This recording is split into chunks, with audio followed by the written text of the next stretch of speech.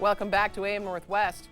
Our next guest says we are accidentally creating more of what we don't want just by how we think. Here to help us turn that around, we welcome back the author of the upcoming book, Think It, How to Train Your Thinking to Get Everything You Want, Master Life Coach Sarah Centrella. Good to see you again, Sarah. So good to see you, Helen. First of all, tell me about this book.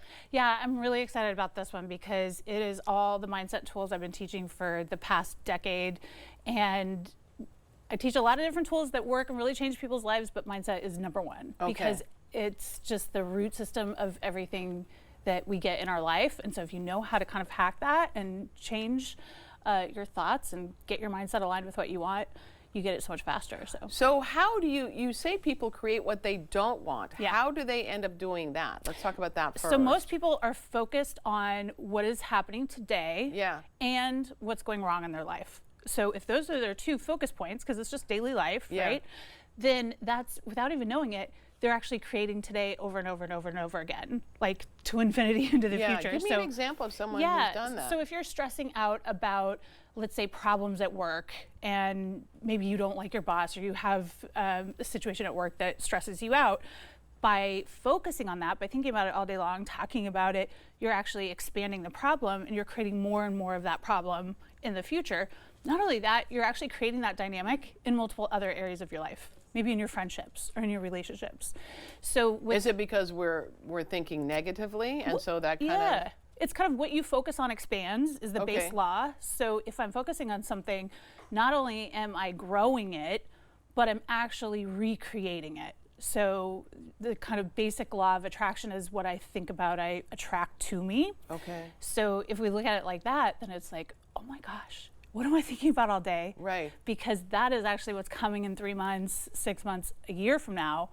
So if those aren't things that I want, and if they're problems, I definitely want to stop that cycle and I want to start actually getting what I want instead. Okay, so you have a 3-step process for changing this around, getting things going your way. It's really simple. I call it see it, stop it, replace it. And what I mean by see it is you first have to understand that you're having these thoughts in the first place. And that oftentimes is the hardest part of the whole process. It's just awareness. So when you recognize that you're having a thought that's either making you upset, it's causing stress, causing anxiety, maybe even like making you sick to your stomach, that's your kind of cue to say, hey, what am I thinking about? Because I'm expanding a problem right now. So what is the problem? What's the kind of subject matter of the problem?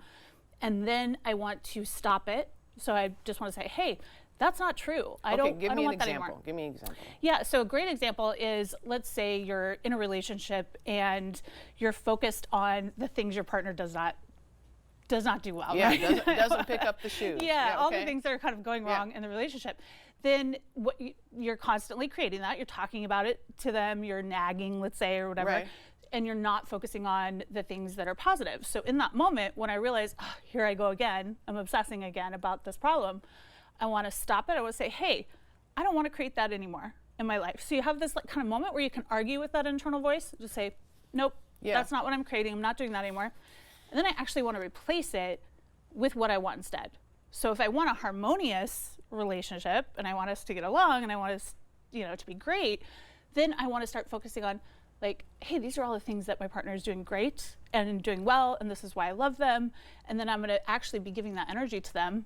And are you going to tell them they're doing all these things great? Yes, verbalizing is super important, right? So if I have no problem verbalizing what's going wrong, then I absolutely have to verbalize what's going right to encourage that, to build that closeness, right?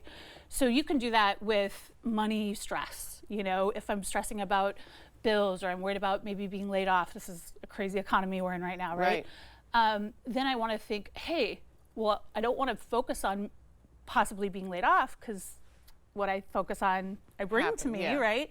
So I want to instead be like, my job is secure, I'm great at my job, I feel really confident at what I do, I'm valued member of the team. So I'm replacing it with an outcome that I want, therefore I'm starting to create that. But realistically though, if we're in the bad economy and you may be great at your job, that doesn't matter ultimately, right?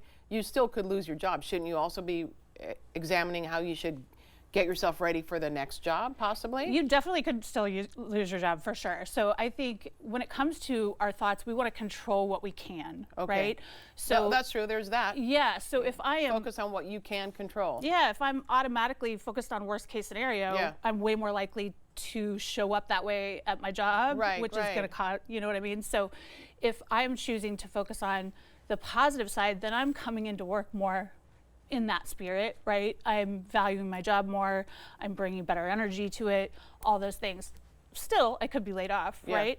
But in that case, then I want to continue to work on creating a mindset that is bringing me the next best opportunity, which could be better than what I have. So it's always something that is within our control to change how we're thinking about something, because that is creating our reality. So what would you say to our viewers out there? What can they try today to kind of help them move on to their next thing, getting the negative out and the positive in? So start with see it. And by that, again, I mean just throughout the day. Yeah, throughout the day, what am I thinking about? So if you have a smart watch, it has a breathe setting, right? That you can set to once an hour to buzz to remind you to breathe. That's a perfect way to be like, hey, what was I thinking about this last hour? What have I been thinking about today? Because then I can notice, oh, I've been thinking about this problem for 4 days straight. Like now is time to change it. So if you start there, then you're going to start to kind of understand. And then the easiest way to replace it is just what's the opposite. So what is the opposite of what I've been thinking about all day? Because again, normally people are focused on what they don't want. And so all you have to do is go, well, what would I want instead? Like, what's a good outcome? And then you go all in on that, and you just say that over and over to yourself, and then you start bringing it into your existence. I love it. Yeah. I love it. Okay, the book again is titled Think It, How to Train Your Thinking to Get Everything You Want. Sarah Centrella, thank you so much. Thanks, Helen. All right, we'll be right back with more AM Northwest. Don't go away. Great job as usual.